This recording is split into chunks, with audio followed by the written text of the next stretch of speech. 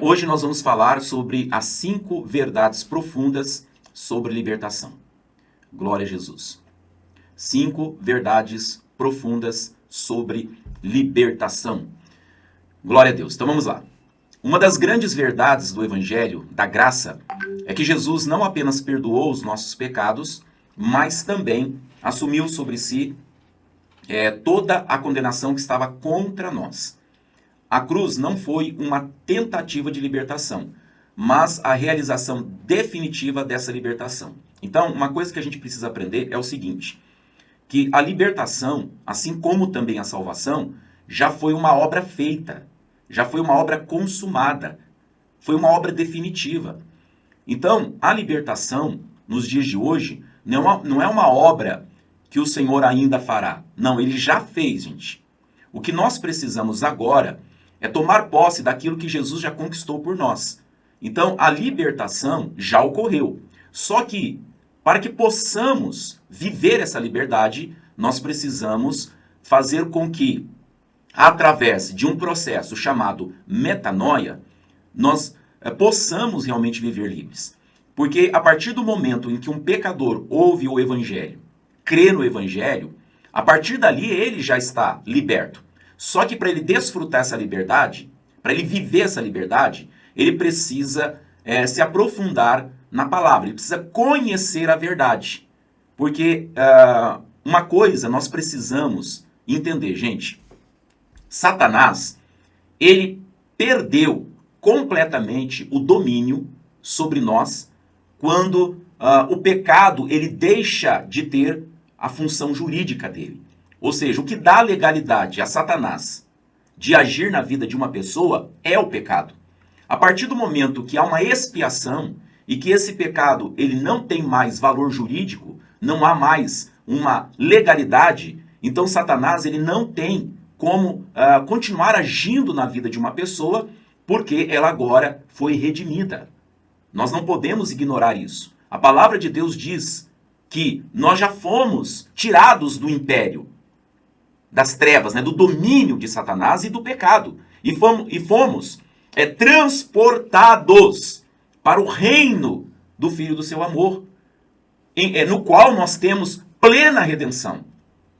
Só que para vivermos nessa plena liberdade em Cristo, nesta redenção que há em Cristo Jesus, nós precisamos conhecer a verdade que nos libertou. Porque a única coisa que faz com que Satanás ainda venha agir de alguma forma na vida de um crente é quando ele ainda crê de forma errada, dando ao diabo uma permissão para continuar agindo. Quando o crente ele conhece a verdade e se estabelece em Cristo, então ele se posiciona resistindo firmemente ao diabo, como está escrito em Tiago 4,7. E uma vez quando nós resistimos ao diabo, a palavra diz que ele fugirá de nós. Então, o que nós precisamos entender é o seguinte: a partir do momento em que nós estamos em Cristo, nós devemos usar as armas que agora nós temos direito, e essas armas, como está escrito na palavra, elas são poderosas em Deus para destruir fortalezas. Nós temos o nome de Jesus, que é o nome que está acima de todo o nome. A palavra de Deus diz que todo joelho se dobra ante o poder que há neste nome. A palavra de Deus diz que nos foi dada a autoridade. A autoridade esta para pisar em serpentes e em escorpiões e em toda a força do diabo, e nada e nem ninguém nos causará danos. Só que, para que possamos viver uma vida de vitória sobre o mal e estarmos protegidos contra as astutas ciladas do diabo, nós precisamos fazer algumas coisas que a Bíblia nos ensina. E uma delas está lá no livro de Efésios, no capítulo 6, a partir do versículo 10. Onde lá está escrito assim: no demais, irmãos meus, fortalecei-vos no Senhor e na força do seu poder. Revesti-vos de toda a armadura de Deus, para que possais estar firmes contra todas as astutas ciladas do diabo. Porque nós não temos que lutar contra a carne e nem contra o sangue, mas sim contra principados, contra potestades, contra as hostes espirituais da maldade, contra os domínios deste mundo tenebroso nos lugares celestiais em Cristo Jesus. Então nós precisamos entender que se queremos ou se quisermos viver realmente uma vida de vitória nesse mundo, nós precisamos revestir dessa armadura. Outra coisa também que é necessário que seja feita para que possamos viver essa liberdade, aonde está escrito em Gálatas 5:1, estais, pois, firmes na liberdade em que Cristo vos libertou. E o tempo verbal aqui é passado, né? Estais, pois, firmes na liberdade em que Cristo vos libertou. Então, Jesus já nos libertou. Ele não vai libertar a gente, ele já libertou. É uma obra que ele já fez. E que nós vamos tomando posse à medida que a gente vai conhecendo a verdade, como o próprio Senhor Jesus disse: se vocês permanecerem em mim, vocês que creem, verdadeiramente sereis os meus discípulos, e então vocês vão conhecer a verdade, e a verdade vai libertá-los. Então a palavra diz: estais, pois, firmes na liberdade que Cristo vos libertou. Então a nossa libertação já foi feita, já foi consumada. Ela já foi realizada por Cristo. Agora, o que nós precisamos é exatamente isso, viver essa liberdade. E para isso, como nós estamos aprendendo, devemos nos revestir do poder de Deus, da força e do poder de Deus, da armadura de Deus. Também precisamos renovar a nossa mente. Porque hoje, irmãos, a batalha que nós como crentes, como cristãos, enfrentamos é aqui, é na mente. Por que na mente? Porque Satanás só tem uma forma, só tem um jeito, só tem uma maneira de Satanás ter vantagem sobre nós. Só tem uma maneira dele ter vantagens. E qual é? Quando ele consegue manter o crente na ignorância. Se Satanás nos mantiver na ignorância, sem o conhecimento da verdade, então ele vai usar essa arma chamada engano. E através do engano, ele vai fazer com que a gente se mantenha preso em algo que Cristo já nos libertou. Que nem, por exemplo, ensinamentos que não estão de acordo com a nova aliança pode fazer com que a gente volte para a lei, acreditando que, por exemplo, se você está sofrendo, é porque existe alguma maldição que não foi quebrada. Ora, pare e pense comigo. Se a palavra do Senhor diz, no livro de Gálatas, no capítulo 3, no versículo 13, que Cristo já nos resgatou, e aí o tempo verbal também é passado, então para e pense. Cristo nos resgatou. A palavra resgate significa que fomos comprados, o preço foi pago, fomos tirados do cativeiro e trazidos para a liberdade. Ok? Então, se Cristo já nos resgatou de toda a maldição da lei, como está escrito, Cristo nos resgatou de toda a maldição da lei, fazendo-se maldição por nós. Então, ele se tornou maldição por nós, se fez maldição por nós, assim como ele se fez pecado. Como diz 2 Coríntios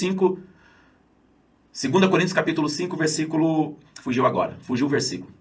17, 21, fugiu o versículo. Se Cristo já nos resgatou do pecado, se fazendo pecado por nós, para que nós fôssemos feitos justiça de Deus, então também vale para a questão da maldição.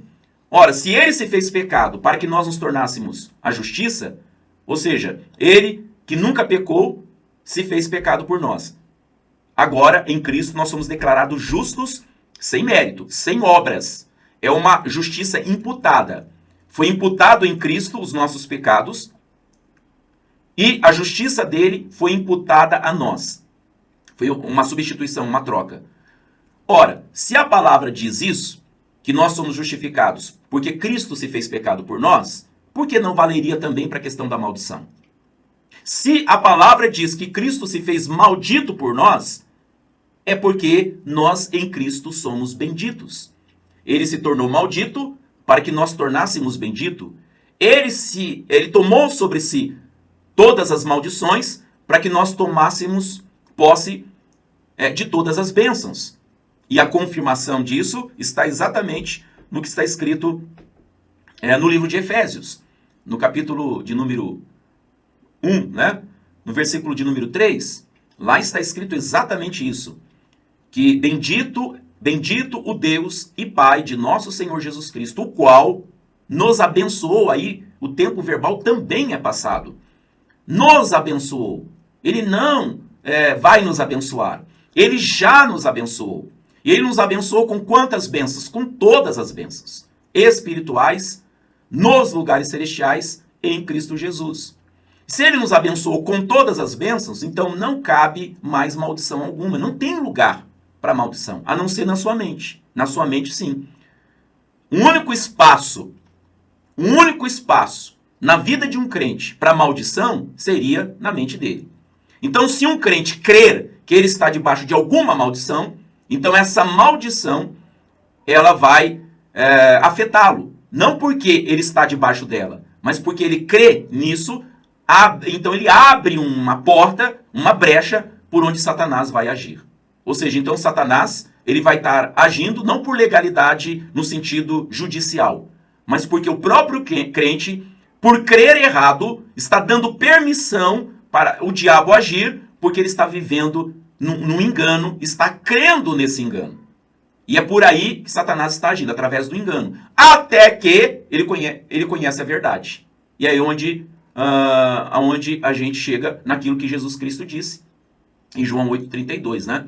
Então conhecereis a verdade, aí sim a verdade liberta. Porque a partir do momento que você crê na verdade, que agora em Cristo você é nova criatura, que você, aquela velha criatura já morreu, o passado foi enterrado, todos os nossos pecados foram lançados no mar do esquecimento, Deus não faz recordação de pecados antigos, e se Deus não faz, nós também não devemos fazer recordações de pecados antigos, ok? Se Deus não faz, por que a gente vai fazer? Se Deus diz que ele não se lembra mais, por que a gente tem que lembrar? A gente não tem que lembrar de pecados que já foram expiados, apagados pelo sangue de Cristo. Então, se os pecados já foram todos eles apagados, se nós já fomos perdoados, como diz a palavra, de todos os nossos pecados, então Satanás não tem mais legalidade jurídica para atuar. Mas se nós crermos no engano dele, então pelo engano ele vai estar agindo. Ele vai estar operando pelo engano, até que a verdade chega. Quando chega a verdade, aí cabe ao crente se posicionar nela, na verdade, e dizer assim, basta Satanás. Até aqui você agiu na minha vida por causa do engano. Eu antes cria nas suas mentiras, que eu estava sofrendo por estar debaixo de alguma maldição que veio dos meus antepassados. Mas agora eu aprendi que uma vez tendo nascido de novo, eu não tenho mais descendência de Adão e da descendência dele, né? Ou seja, agora eu sou um novo homem ou uma nova mulher em Cristo. E eu trago o DNA do meu pai, que é Deus. Eu trago a imagem do Filho de Deus. Eu estou agora em uma posição muito mais alta e privilegiada do que Adão quando foi criado antes do pecado. Adão estava no paraíso. Nós estamos assentados juntamente com Cristo nos lugares celestiais. Então, Satanás, ouça da minha boca, em o nome de Jesus, eu te ordeno que você bata em retirada. Na minha vida, na minha família, você não atua mais. Porque está escrito que Cristo já me resgatou de toda a maldição. Está escrito que Deus, o Pai, já me abençoou com toda a sorte de bênçãos espirituais nos lugares celestiais em Cristo. Também está escrito, Satanás, ouça isso, que Jesus Cristo se manifestou em carne para desfazer, destruir todas as suas obras. Então eu declaro, em o nome do Senhor Jesus, que as suas obras já foram destruídas. Na minha vida, você não tem mais autoridade. Também porque está escrito que despojando principados e potestades, os expôs publicamente ao desprezo e deles triunfou na cruz. Então, Satanás, bata em retirada. Eu não permito mais, eu não aceito mais nenhuma obra sua na minha vida, porque eu sou uma nova criatura. Aquele que não conheceu o pecado se fez pecado por mim, para que eu me tornasse a justiça de Deus, e eu sou a justiça de Deus em Cristo Jesus. Tu não tens mais legalidade em mim. Fora, pega tudo que é seu e vai embora em nome de Jesus. E assim, firme nessa verdade, declarando a palavra, Satanás não tem outra opção. Ele tem que bater em retirada. Ainda que, porventura, ele possa resistir, mas a palavra de Deus diz que quando você entra na casa do valente e você se torna mais valente do que o valente, você expulsa o valente da casa. Foi Jesus quem nos ensinou isso. O valente, se referindo ao diabo, ele guarda armado tudo que ele tem, que ele roubou, que ele tirou de nós. Ele guarda armado tudo que ele tem. Mas sobrevindo outro mais valente do que ele, vence-o e saqueia tudo, toma de volta tudo o que estava de posse dele. Então, se o diabo bancar o valente, você não pode se intimidar. Você tem que ser mais valente do que ele. Foi o que Jesus fez lá no deserto. Satanás foi valente para enfrentar o Filho de Deus. E isso nós não podemos negar. Isso não é um elogio. Isso é uma verdade. Satanás é valente. É tão verdade isso que ele é valente, que mesmo sabendo que ele já está derrotado e condenado, ele ainda vai insistir em tentar vencer Deus. Ele vai tentar. E não é uma vez só. Já várias vezes ele está tentando derrotar Deus. Quando a igreja for arrebatada, ele vai tentar dominar o mundo, vai levantar um exército para tentar vencer. E vai ser derrotado. Depois de 1000 anos, ele ainda vai voltar e ainda vai tentar numa última tentativa de vencer Deus. Então ele é valente, isso é fato.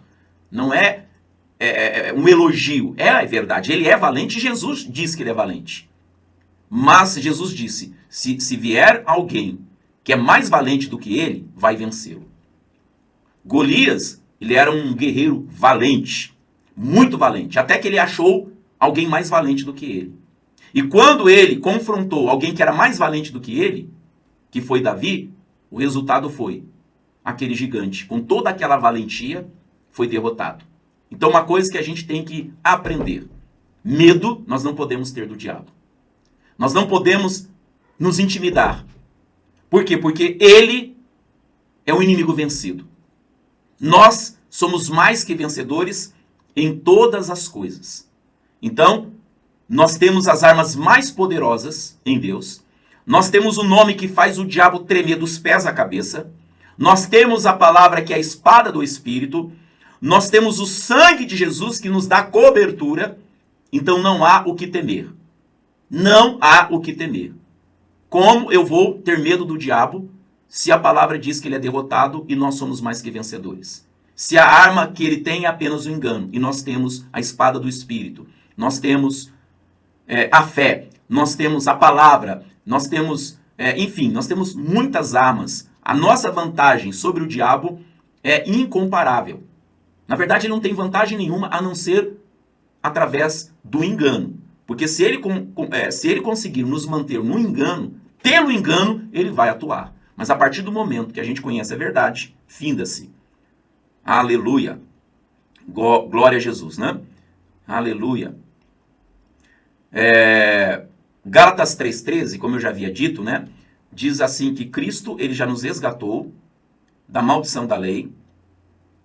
Cristo, ele já nos resgatou da maldição da lei, fazendo-se ele próprio maldição em nosso lugar, porque está escrito: maldito todo aquele que for pendurado no madeiro. Esse é o texto mais direto sobre o assunto. Paulo está afirmando que Cristo já nos resgatou. O verbo grego utilizado aqui é exagorazen, derivado de exagorazo, que significa comprar para tirar do mercado, resgatar mediante pagamento, libertar definitivamente mediante um preço. Então, a ideia é de um escravo comprado para nunca mais voltar à escravidão. Ok? Glória a Jesus. Colossenses capítulo 2, versículo 13 e 14, está escrito assim, ó: perdoando todos os nossos delitos, tendo cancelado o escrito de dívida que era contra nós, removeu inteiramente, encravando na cruz. O escrito de dívida representa toda a acusação legal que pesava sobre o pecador. O verbo grego aqui, irmãos, é exaleipo. Acho que é assim que se pronuncia. Significa apagar completamente, eliminar, remover sem deixar vestígios. Então, se não existe vestígio, ou seja, se os nossos pecados, todos eles foram apagados, e realmente isso foi feito. Jesus, ele não jogou para debaixo do tapete, não. Todos os nossos pecados foram removidos, sem deixar nenhum vestígio.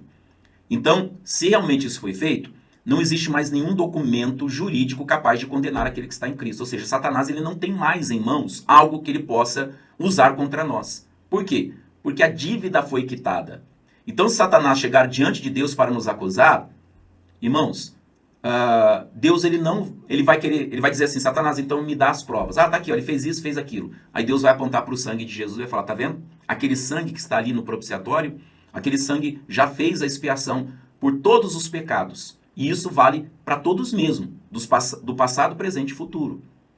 Alguns religiosos têm dificuldade de entender isso, porque não atentam para uma coisa só. Quando Jesus, há mais de 2000 anos atrás, estava morrendo pelos pecadores, ele estava levando sobre si pecados de pessoas que ainda iam nascer e que iam pecar. Ele já estava fazendo isso. Os pecados que eu cometi e que ele já me perdoou, ele me perdoou há 2000 anos atrás, quando eu nem ainda pensava em nascer. Quer dizer, estava muito longe de nascer. Há 2000 anos atrás, ele já tinha perdoado todos os meus pecados. E quando eu criei em Jesus, eu recebi esse perdão de todos os pecados. Ou seja, o perdão já foi feito. A gente só precisa receber. E a gente recebe quando a gente crê no Filho. Quando a gente confessa a Jesus. Então a gente recebe aquilo que ele já nos concedeu, quando lá na cruz ele se tornou pecado por nós. Então hoje o nosso papel é de receber. De Deus o Pai e de Cristo foi o de dar, o de doar, o de oferecer, o de sacrificar. Nós hoje, em Cristo, só temos o papel, dentro dessa redenção, dessa plena redenção, o nosso papel é somente de receber. E tudo que nós recebemos de graça, favor imerecido, não por mérito, não por esforço, não para alcançar através de obras, mas simplesmente crendo e recebendo. Então, tudo que Deus fez por mim através de Cristo, hoje, pela fé, eu apenas recebo. Então, se Jesus, há mais de 2000 anos atrás, já morreu por absolutamente todos os meus pecados, removendo-os, então, hoje, pela fé, eu recebo esse perdão. Só que não somente o perdão foi dado, mas, além do perdão, ele nos deu a justificação, que aí vai muito mais além, é muito mais profundo, porque receber só o perdão já estaria bom demais. Não tem mais dívida, dívida quitada, então, se não há mais dívida, não tem como Satanás requerer, cobrar, porque não tem dívida. Ele vai cobrar o quê? Não há mais dívida. Só que Deus fez muito mais do que isso. Além de quitar as nossas dívidas completamente, ele creditou a nós, ele colocou crédito. Ou seja, nós não somente não devemos mais nada, mas como temos crédito diante de Deus.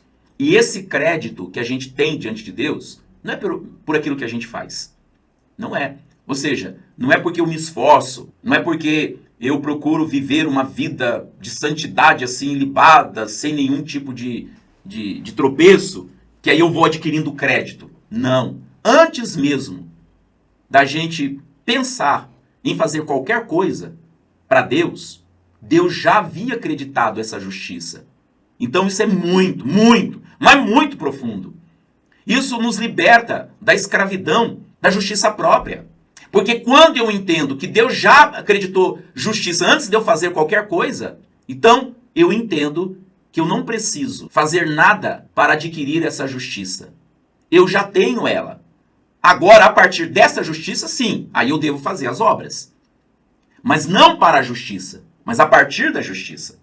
Eu não devo fazer obras para alcançar justiça ou para ser justo ou declarado justo. Não, Deus, antes que nós fizéssemos qualquer coisa, qualquer obra, ele já nos declarou justos. E é uma declaração eterna. Ou seja, ele não vai ficar declarando a gente justo de acordo com o nosso procedimento, performance. Ou seja, a gente está em obediência, Deus declara justo. Caiu em desobediência, Não, agora Deus não declara mais a gente justo. Não, a nossa justiça, ela não está condicionada ao que a gente faz, mas ao que Cristo fez. Isso é libertador. Então eu entendo, não preciso agradar a Deus, a não ser por meio da fé. Eu não preciso me esforçar para ser justo. Eu já sou justo. Então, uma vez consciente disso, então agora eu devo fazer com que os frutos dessa justiça sejam produzidos através do meu procedimento, das minhas atitudes. Então, eu vou produzir fruto a partir dessa justiça. Não para a justiça, mas a partir dela. Eu pratico a justiça não para ser justo. Eu pratico a justiça porque eu já sou justo. Glória, glória, glória, glória, glória, glória a Deus. Aleluia. Então isso tira um peso enorme de cima de mim. E faz com que eu sirva a Deus não para merecer, mas porque eu já sou agradável, aceito no amado. Aleluia. Então eu sirvo a Deus com gratidão, com amor. Eu sirvo a Deus com liberdade. Eu sirvo a Deus com espontaneidade. Eu sirvo a Deus com prazer. E não mais tentando fazer uma troca. Deus, eu vou te obedecer para que o Senhor, me abençoe, para que o Senhor me favoreça. Não, não, não, não, não. Você não tem que fazer nada para agradar a Deus a não ser viver dessa fé. A única coisa que desagrada a Deus, segundo a palavra, ou a única coisa que é impossível de agradar a Deus é sem fé. Então, quando você não vive pela fé, aí você verdadeiramente está desagradando a Deus. Porque Hebreus 11:6 diz que sem fé é impossível agradá-lo, né? Então, se a gente quer agradar a Deus, temos que viver da fé, ok? A palavra de Deus diz também, o meu justo deve viver assim, pela sua fé. Se ele recuar dessa vida de fé, a minha alma perde o prazer. Ou seja, só tem uma coisa que desagrada a Deus, é a gente não viver de acordo com essa fé em Cristo Jesus. Eu sou justo, sou a justiça de Deus. Deus já se agrada de mim. Aleluia. Então isso faz com que a gente tenha confiança, né? Tenha confiança. Não tem mais aquele medo de Deus estar triste com a gente, ainda que a gente tropece, ainda que a gente erre, porque perfeito nós não somos. Mas quando eu entendo que Deus me ama incondicionalmente, então eu não vou ficar com aquele sentimento de culpa, eu não vou ficar com vergonha de me aproximar de Deus, mesmo que eu tenha tropeçado, escorregado, mas eu sei que Deus me ama, eu sei que Ele é meu Pai e que Ele não está irado comigo. Ele não perdeu prazer em mim só porque eu escorreguei, só porque eu caí. Assim como nós, como pais, nós não perdemos o nosso prazer em nossos filhos só porque eles fizeram alguma arte, alguma bagunça. Não, nós continuamos tendo prazer neles. Nós o amamos incondicionalmente. Claro que nós, como pais, aplicamos correções, disciplina, mas isso também é amor. E quando o pai nos corrige é porque ele verdadeiramente nos ama e porque verdadeiramente nós somos filhos dele. Ok? Romanos capítulo 8, versículo 1 e 2 está escrito assim. Agora, pois, já nenhuma condenação há. Aleluia. Irmãos, meu Deus, isso é muito forte. Irmãos, eu não sei como tem pessoas que conseguem ler esse versículo e ainda continuar crendo que um crente pode sofrer maldições, que um crente pode viver uma vida de derrota, que um crente pode perder a salvação.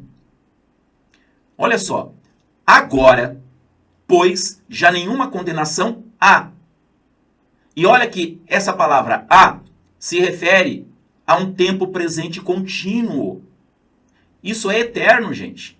Portanto, nenhuma condenação há agora, nesse tempo presente, e isso é continuamente. Porque nós não vivemos o futuro, nem o passado, nós vivemos sempre o presente. Se nenhuma condenação, se agora nenhuma condenação há, então, meu Deus, isso é muito forte. Se agora nenhuma condenação há, então agora nenhuma condenação há. E esse agora e esse há é um presente contínuo, porque a gente sempre vive um presente. Você consegue viver o futuro? Você não consegue viver o futuro. Aliás, o futuro nem existe. Nem existe. Por quê? Porque o amanhã, existe o amanhã não existe, gente. Existe o hoje. Que nem, por exemplo, uma piadinha, né? Um dono de um boteco coloca ali um quadro, né, escrito assim, fiado só amanhã. Então, se a pessoa quiser comprar fiado, então é só amanhã. Aí chega lá uma pessoa, né, sem dinheiro, para comprar fiado, ele já vê a placa ali, fiado só amanhã. Opa, então amanhã eu volto aqui, né, para comprar fiado. Aí ele chega lá e fala pro pro dono do bar lá. Ô fulano, me vende aí uma cachaçinha, né? Vamos dizer assim. Me vende uma cachaçinha fiado? Ele vai apontar para a placa e vai dizer assim, ó, o que está escrito ali? É fiado só amanhã. Então fiado só amanhã. Então esse amanhã nunca vai chegar, gente. Porque o amanhã não existe. Não existe o amanhã. Existe sempre o tempo presente. Então quando essa pessoa voltar no bar amanhã, o amanhã não chegou. Ele está vivendo hoje. Aí o dono vai falar, volta amanhã. Ele vai ficar assim, ó, voltando eternamente e nunca vai chegar esse amanhã. Então pare e pense, gente, o que está escrito aqui? Agora, já nenhuma condenação há. Ou seja, ainda que, porventura, pudesse estar escrito assim, agora, pois, já nenhuma condenação haverá, né? Já seria bom. Mas a palavra não coloca pro futuro, ela coloca pro presente. Então agora nenhuma condenação. Amanhã, que não será mais amanhã, será hoje, será o agora. Então o agora sempre será agora, o há sempre será o há. Então agora não há nenhuma condenação. Para quem? Para os que estão em Cristo Jesus. Aí a pergunta é, você está em Cristo Jesus? Você tem alguma dúvida disso? Não, pastor.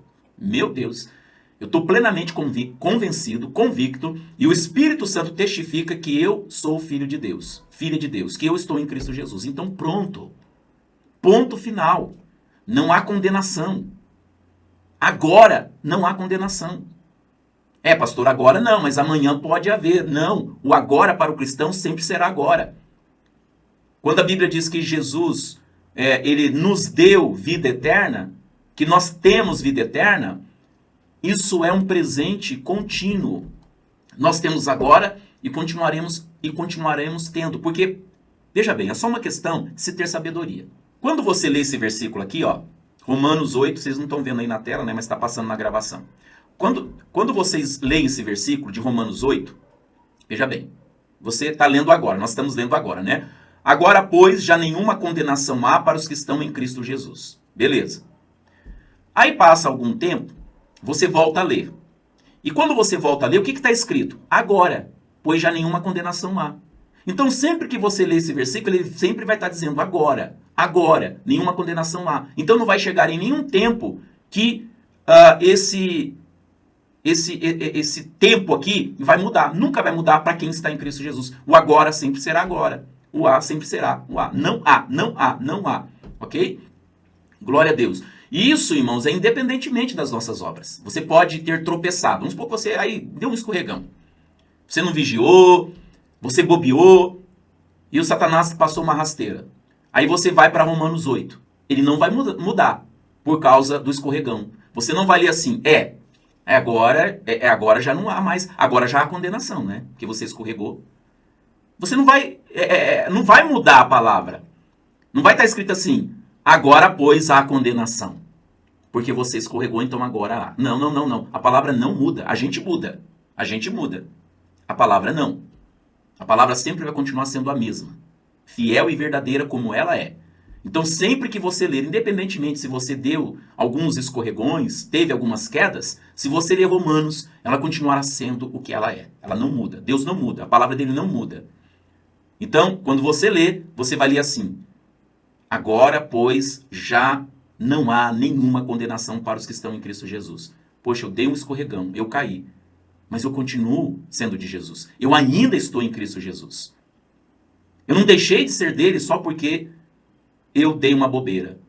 Eu continuo sendo dele. Então, se eu sou dele e se eu estou nele, então não há condenação. Juridicamente falando, não.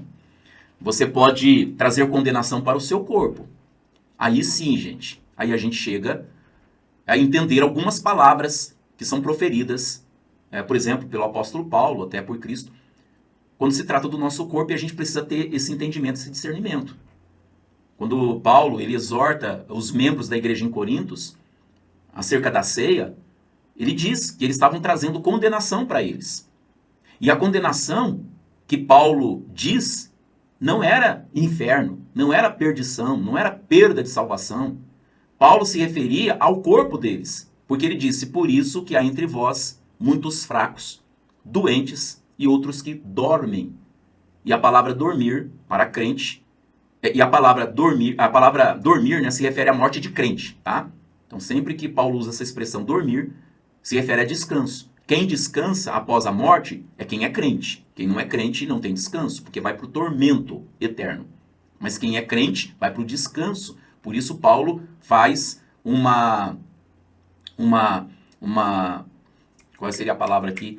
Ele faz uma comparação, né, da morte do crente como o repousar no sono. Por isso que quando Jesus recebe a notícia que Lázaro estava morto, Jesus disse, ele não está morto, ele dorme. Porque Jesus sabia que ia ressuscitá-lo. A mesma coisa também em relação à filha de Jairo. Jesus diz, por que vocês estão chorando? A menina não está morta, mas ela dorme. Essa palavra dormir se refere a quem está vivo. Porque quem está vivo, dorme. E nós, como cristãos, nós nunca vamos morrer. Nunca, pastor, nunca. A palavra de Deus diz que aquele que está em Cristo jamais morrerá. Jesus disse, eu sou a ressurreição e a vida. Aquele que está em mim nunca morrerá. Então nós nunca vamos morrer. Nunca, pastor, nunca. Mas peraí, pastor, então como tem crentes que já morreram? Não, eles não morreram. Como não, pastor? Claro que morreram. Não, eles não morreram. Você quer discutir com Jesus? Jesus disse que eles não morrem. Pastor, se eles não morreram, então por que eles estão lá no cemitério? Quem disse que eles estão no cemitério? Aonde você ouviu falar que eles estão no cemitério? O que está lá, irmão, essa carcaça velha aqui, que vai ser totalmente restaurada em um corpo glorificado quando chegar o tempo. Mas eles não estão lá no cemitério, não. O que está lá é a carcaça. Mas eles estão muito mais vivos do que nós. Assim, olhando para o lado espiritual da coisa, né? Porque ainda nós estamos presos nessa carcaça aqui. Mas eles não, eles estão livres da carcaça. Então crente não morre, gente. Põe isso no coração de vocês. Crente não morre, crente dorme, crente descansa. Quem morre é o ímpio. O ímpio morre. Por isso que a Bíblia diz que Deus não tem prazer na morte do ímpio. Porque a morte do ímpio é morte mesmo. Aí sim é morte, porque eles vão pro mundo dos mortos. Aonde os mortos vão. Mas quem está em Cristo não está morto, está vivo. Então a gente tem que entender isso, ok? Glória a Deus. Mas deixa eu avançar um pouco aqui. A palavra traduzida por livrou vem do verbo grego eleuterosen, ou de eleuterol. Seu significado inclui tornar livre, libertar um escravo, conceder plena liberdade. Paulo declara que essa libertação já aconteceu. Então, gente, é muito importante ter esse entendimento. A nossa libertação, ela não vai acontecer através de rituais, através de cerimônias, através de rezas, através de qualquer tipo de trabalho. Não, ela já aconteceu, gente. Ela já aconteceu. O que agora precisa ser feito é levar os crentes ao conhecimento da verdade, porque, irmãos, foi Jesus quem falou que é a verdade que liberta. E só ele pode libertar. Se o Filho vos libertar, verdadeiramente sereis livres. Então, hoje o trabalho que deve ser feito não deve ser ritualístico, nem cerimonial, nem usar estratégias. Não. O que precisa ser feito é discipulado. E o discipulado é o ensino. É ensinar. É levar a pessoa a entender quem ela é em Cristo. A se posicionar em Cristo. A tomar posse do que já lhe pertence. Irmãos, hoje nós não precisamos de rituais, de cerimônias. Nós só precisamos renovar a mente e receber o que já nos foi dado gratuitamente. Libertação é uma das heranças que Cristo conquistou por nós lá na cruz. Ele já nos libertou. Então hoje Cristo não está libertando ninguém, ele já libertou. Somos nós que temos que tomar posse dessa libertação. E à medida que a nossa mente vai sendo renovada, nós vamos nos posicionando em fé. E por meio dessa fé, a gente vai prevalecendo, fazendo com que Satanás não tenha mais nenhuma brecha e, consequentemente, nenhum domínio sobre nós. Então, é preciso entender isso. A libertação, assim como a salvação, já foi obra feita e consumada. Agora cabe a nós tomar posse. Mas para que Satanás ainda continue tirando proveito da nossa ignorância, ele tenta nos manter na ignorância. Por isso que Satanás, ele procurou introduzir dentro da igreja a religião, para torcer as coisas, para manter os crentes presos em doutrinas de homens, em conceitos religiosos, para que eles possam, assim, achar que estão servindo a Deus, agradando a Deus, de forma religiosa. Então, a única coisa que pode realmente libertar a gente é o conhecimento da verdade, do que Cristo já fez. Aí a gente vive essa liberdade e E aí é só permanecer nela. Hebreus capítulo 4, versículo 9, 11 e 12.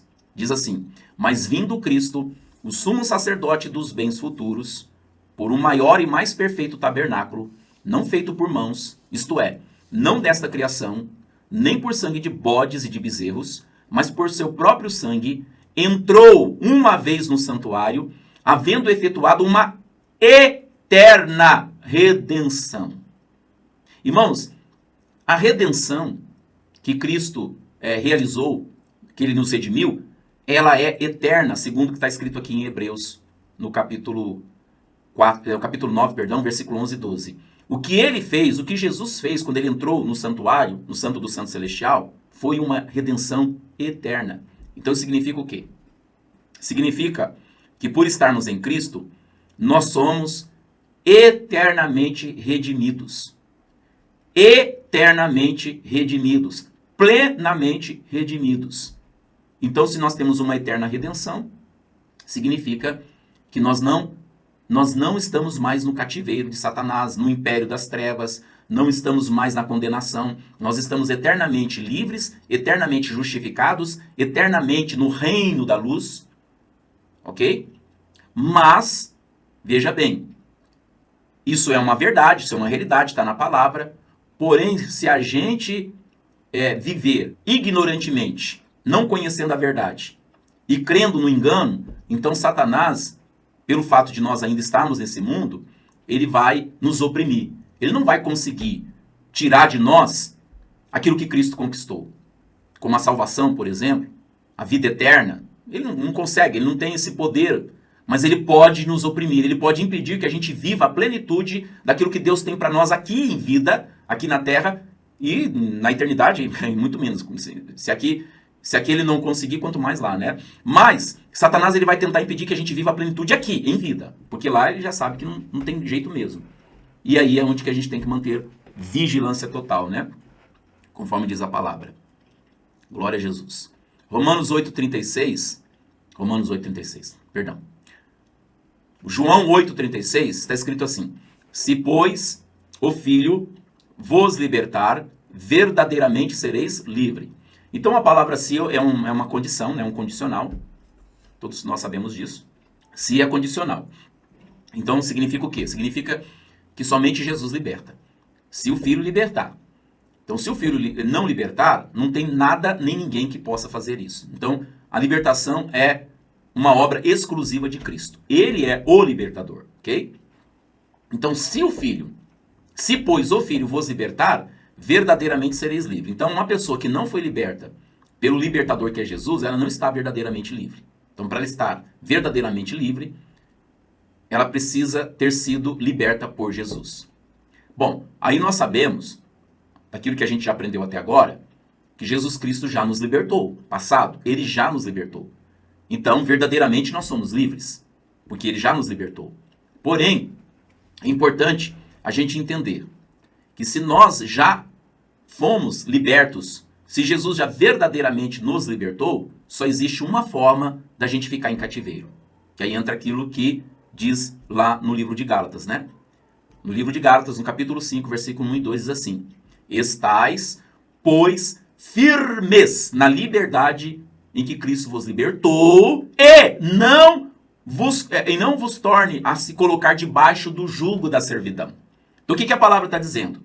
A palavra está dizendo o seguinte, que Cristo já nos libertou. Fato. Então nós somos verdadeiramente livres. Então só existe uma possibilidade da gente voltar para o cativeiro. Da opressão do inimigo. É se a gente mesmo fizer isso. Ou seja, só nós, pelo nosso livre-arbítrio, podemos fazer isso. Voltar para o cativeiro. Como, por exemplo, o povo que saiu do Egito. Alguns deles estavam querendo voltar para o Egito. Eles tinham sido libertados de lá. Eles estavam livres de lá. Mas queriam voltar. Ah, vamos voltar para o Egito. Lá tinha um melão, uma cebola. Né? Eles queriam voltar. Então, para aquele que já foi liberto por Cristo, só existe uma maneira dele voltar para o cativeiro. É se ele próprio, de livre e espontânea vontade, voltar. Porque aí já é uma decisão da sua própria vontade. Por isso que a palavra de Deus diz, fiquem firmes na liberdade com que Cristo libertou vocês e não voltem de novo ao jugo da servidão. Por isso que Paulo ficou na bronca com os crentes daquela província, né, da Galácia. Ele ficou na bronca. Ó insensatos Gálatas, quem vos enfeitiçou para vocês deixarem a graça para voltar novamente à escravidão da lei, para viverem debaixo desse jugo da lei? Então, presta atenção. Paulo dá bronca neles porque eles estavam deliberadamente voltando para o jugo da servidão da lei. Isso procedeu deles. Então, é isso que a gente precisa entender. O diabo, ele não consegue mais nos escravizar, a não ser que nós nos tornemos escravos. Voltamos a se tornar escravos dele. Ok? Aleluia. Então, a expressão usada por Jesus enfatiza uma liberdade real, completa e permanente. Não se trata apenas de melhora comportamental, mas de uma mudança de condição diante de Deus. E aqui nós finalizamos mais uma aula, né? Aleluia.